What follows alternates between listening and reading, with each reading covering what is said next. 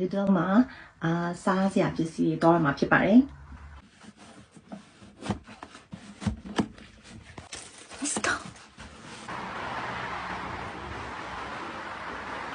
ဆိုတော့ဒီနေ့သွားမယ့်နေရာကအိမ်ကနေဆိုလို့ရှိရင်10မိနစ်လောက်လမ်းလျှောက်ရတယ်ပေါ့နော်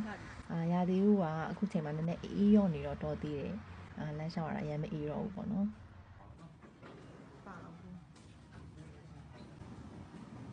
ရောက်ချင်းပန်းနေအရင်လှလို့ပန်းနေကိုအရင်ဆုံးသွားကြည့်တယ်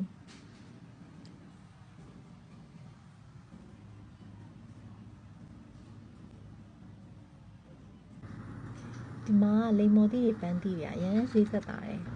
ခင်းမော်လေးရလည်းနုနေရပဲစက်စုံကအဲ့လိုတူကို38ပန်းပေါ့နော်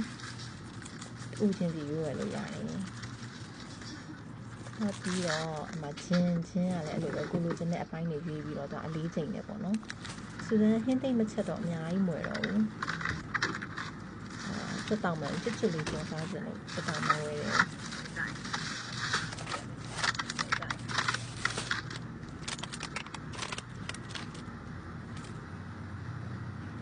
အသားငါးတွေကတိတ်တော့မစုံဘူးငါးတွေကလို့ဆယ်မွန်တို့လို့အမျိုးအစားနည်းနည်းပဲရှိတယ်ရန်ကုန်မှာခူစားနေကြငါးမျိုးမရှိဘူးပေါ့နော်ပဇွန်တွေကလည်းရှိတယ်ဆောက်ဆွေးတွေထည့်စားဖို့ crab stick လိုက်တယ်ပြီးတော့ yogurt လည်းအရင်ပေါ်တယ်ပေါင်မုတ်ဆိုရင်အဲ့တစ်ထုံလုံးမှာ48 pence ပဲပေးရတယ်ပဇွန်ကချက်ချင်းချက်စားအောင်ဆိုတော့ frozen ပဲဝင်လိုက်တယ် frozen ကပိုတက်တာတယ်ပြီးတော့ကင်ထားပြီးသားဆိုတော့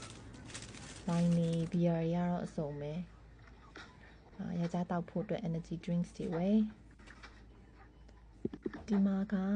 များသောအားဖြင့်ပေါ့နော်ကိုယ့်အကူကတ်နဲ့ရှင်းမယ်ဆိုလို့ရှိရင်စက်တွေနဲ့ရှင်းလို့ရတယ်ပြီးလို့ရှိရင်ဒီမှာဟို shopping bag တိတ်မပေးကြဘူးကိုယ့်အကူအင်းကနေပဲအိတ်တွေယူသွားကြရတယ်ပေါ့နော်ပြီးကိုယ့်အကူ scan pad တယ်ကိုယ့်ကိုထည့်တယ်တခုခုအမှားဖြစ်နေလို့ရှိရင်တခုမှားသွားတာတို့ဟိုရက်နေတာတို့ဆိုလို့ရှိရင်သူတို့လာကူပေးတဲ့သူတွေရှိတယ်ဂျင်းဆိုလို့ရှိရင်သူကအဲ့လိုအလေးချိန်နဲ့ဝယ်ရတာပေါ့နော်အဲ့တော့သူကမျိုးစားရွေးပြီးလို့ရှိရင်အဆက်ပေါ်တင်လိုက်တာနဲ့သူကအလေးချိန်ချိန်ထားပြီးသားဖြစ်သွားရောရမ်းစင်ပြေတယ်ဈေးဝယ်လို့ပြီးသွားပြီဆိုတော့လင်မယားနှစ်ယောက်ပြန်နေကြပါပြီဒီနေ့ဝယ်လာတာတွေအားလုံးက43ပေါင်စွန်းလေးပဲကြာတယ်ဒီမှာကသူတို့မှာအဲ့လို application ရှိတယ်ပေါ့နော်ကိုဝယ်တဲ့ point တွေကိုစုထားလို့ရတယ်အခုစစံက90ကျော်သွားပြီဆိုတော့အသီးရွက်ပေါ့ vegetable free ရမယ်နောက်တစ်ခေါက်ဈေးဝယ်လို့ရှိရင်တရားပြည့်သွားလို့ရှိရင်လည်းနောက်ထပ် free တစ်ခုထပ်ရမှာပေါ့နော်